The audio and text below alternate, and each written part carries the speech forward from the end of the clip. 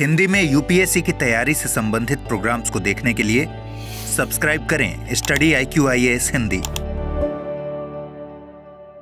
नमस्कार, quick news programme में आपका स्वागत है। मैं वीरत दुबे। आज हम बात करेंगे NCST ने पहाड़ी समुदाय को ST में शामिल होने की मंजूरी दी है। इस खबर के बारे में राष्ट्रीय अनुसूचित जनजाति आयोग ने केंद्र शासित प्रदेश जम्मू और कश्मीर की अनुसूचित जनजाति सूची में पहाड़ी जातीय समूह को शामिल करने की मंजूरी दी है। इसके अलावा आयोग द्वारा पाडरी जनजाति, गुड्डा ब्राह्मण और कोली समुदाय को भी ST सूची में शामिल करने का समर्थन किया गया है। आपको बता दें, केंद्रीय गृह मंत्री अमित शाह 1 महीने पहले पहाड़ी समुदाय को नौकरियों और शिक्षा में आरक्षण देने की घोषणा की थी। जम्मू और कश्मीर में सामाजिक और शैक्षणिक रूप से पिछड़े वर्गों के लिए गठित आयोग की सिफारिश के आधार पर NCST द्वारा यह निर्णय लिया गया है। इस आयोग की अध्यक्षता न्यायमूर्ति सेवानिवृत्त GD शर्मा के द्वारा की गई थी। NCST की मंजूरी के बाद इन समुदायों को जम्मू कश्मीर की ST सूची में शामिल करने वाले इस प्रस्ताव को केंद्रीय मंत्रिमंडल की मुहर लगवाने की आवश्यकता होगी। इसके बाद जनजातीय मामलों के मंत्रालय को संविधान जम्मू और कश्मीर अनुसूचित जनजाति आदेश 1989 में संशोधन करने के लिए संसद में एक विधेयक लाया जाएगा। तत्पश्चात भारत के राष्ट्रपति द्वारा भारत के संविधान के अनुच्छेद 342 के तहत प्राप्त शक्तियों का प्रयोग कर संशोधित 5वीं अनुसूची को अधिसूचित किया जाएगा और इस प्रकार से अंततः समुदायों को अनुसूचित जनजाति का दर्जा प्राप्त हो जाएगा। गौरतलब है, वर्तमान में जम्मू और कश्मीर में 12 ऐसे समुदाय हैं जिन्हें ST के रूप में अनुसूचित किया गया है। अगर आरक्षण की बात करें तो अखिल भारतीय आधार पर सीधी भर्ती के मामले में अनुसूचित जनजाति के लिए 7.5% आरक्षण निर्धारित है, जबकि अनुसूचित जाति और अन्य पिछड़ा वर्ग के लिए यह क्रमशः 15% और 27% है। राष्ट्रीय अनुसूचित जनजाति आयोग यानी NCST एक संवैधानिक निकाय है जिसकी स्थापना भारतीय संविधान के अनुच्छेद 338 में संशोधन करके संविधान के 89वें संविधान संशोधन अधिनियम 2003 द्वारा संविधान में एक नया अनुच्छेद 338A